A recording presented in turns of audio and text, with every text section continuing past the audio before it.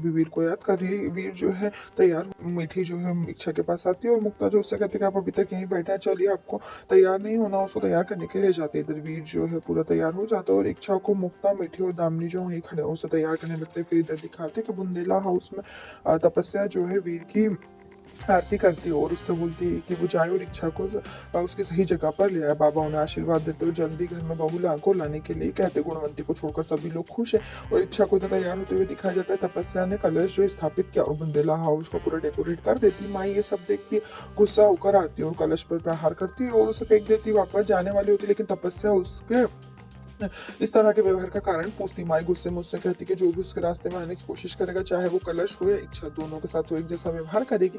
वो जाने वाली होती तभी तपस्या उसे रोकती और कहती उसकी बात ध्यान से सुनो। आज इच्छा का गृह प्रवेश है, घर वापसी और मैं इस रास्ते में कोई रुकावट नहीं चाहती। मुझे ऐसा कुछ करने के लिए मजबूर मत करो कि मैं तुम्हारी जिंदगी को तुम्हारे लिए नरक बना दूं। वीर के बाबा उसे शांत होने के लिए कहते और कहते आज घर की खुशियां उसके घर लौट रही, इसलिए ज्यादा कठोर शब्द नहीं। चंदा अपने कमरे में चली जाती है और माई भी वहां से चली जाती है। इधर ठाकुर हाउस में सभी लोग जो है ठाकुर हाउस में एक साथ चाय को एंजॉय कर रहे हो। जोगी वीर को चिढ़ाता है कि वो अपनी दुल्हन को पाने के लिए बेचैन है। वो दामिनी से जल्दी से इच्छा को लाने के लिए कहता है क्योंकि वीर उसका इंतजार कर रहा है। दामिनी मुक्कू और मीठी दोनों को बुलाती है। मुक्ता खुशी से नीचे आती है और उतनी ही उत्साहित दिखती है। वो वीर से बोलती है कि वो दुल्हन को देखने के लिए तैयार है। वीर शर्मा जाता है और सभी उसकी ओर देखकर मुस्कुराते हैं। मीठी नीचे आती है और उससे कहती है कि वो माँ के साथ घर जाने के लिए बहुत एक्साइटेड है और उससे और कहती है कि आपने घर में बहुत सारी डेकोरेशन किया होगा ना हमारे लिए। कहती है उसे कभी नहीं छोड़ेगी, उसके साथ बहुत सारी बातें करेगी, उसे हर टाइम परेशान नहीं करेगी। वीर बहुत प्यार से जवाब देता है कि मैं इस दिन के लिए सालों से तरस रहा हूँ और आपसे ज्यादा मैं आपसे परेशान होने का इंतजार कर रहा हूँ। इच्छा सीढ़ियों से उतरती, वीर उसे देखता हुआ खो जाता है। उसे सजी धजी देखकर सभी बहुत खुश होते। वीर को याद आता है कि उसने आखिरी बार उसे उसकी बेजान और रंगीन साड़ी में उदास देखा था। मधुर सॉन्ग प्ले होता है, पीछे इच्छा वीर के पास आती है जो खुशी खुशी अपने कोट की जेब से मंगलसूत्र निकालता और इच्छा को उसे पहनाता है।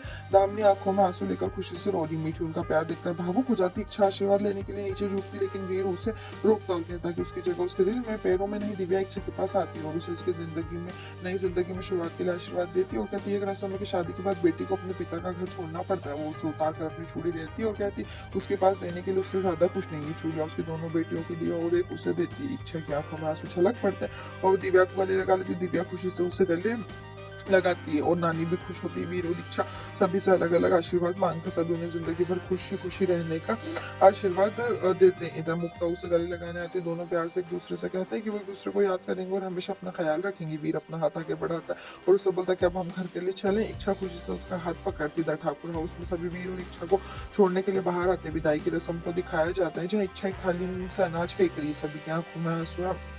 बैकग्राउंड में बाबुल गाना बज रहा है। कान्हा इच्छा के लिए कार का दरवाजा खोलता है और रुकती मूर्ति और जोगी की ओर देखती। वो उसके पास दौड़कर कहती पापा, और दोनों आंसुओं भरे गले मिलते हैं। जोगी उसे सलाह देता है कि उसे अतीत में कभी पीछे मुड़कर नहीं देखना चाहिए बल्कि आगे बढ़ना चाहिए और हमेशा खुश रहना चाहिए। इच्छा सहमति से सिर हिलाती और अपना ख्याल रखने के लिए कहती। दोनों फिर गले मिलते हुए दामिनी के पास आती है और उसे कहती कि वो उसके एब्सेंस में ज्यादा ना रहो और उसे उसकी अम्मू की याद है कि इच्छा ने दिव्या को भी गले लगाया।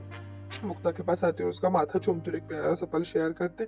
इच्छा कान्हा के पास जाती है जाते और हर टाइम उदास दिख रहा था और हर टाइम आंसू रोकने की कोशिश कर रहा। वो कहती कि अब उसे इस घर में बचे हुए लोगों की देखभाल करनी है उसकी जिम्मेदारी, लेकिन उसे अपना ख्याल रखना भी नहीं भूलना चाहिए। जो कि जब अपने आंसू नहीं रोक पा रहा कान्हा अपनी मैया को गाड़ी में बिठाता है। मीठी और वीर भी बैठ जाते हो। कार बुंदेला हाउस के लिए चली जाती है। सभी रो रहे और चलती कार को उदास देखकर देख रहे। दामिनी और मुक्ता उसे तब तक देखती रहती जब तक वो वहां से चली नहीं जाती। सभी लोग जो है वापस अंदर चले जाते हैं।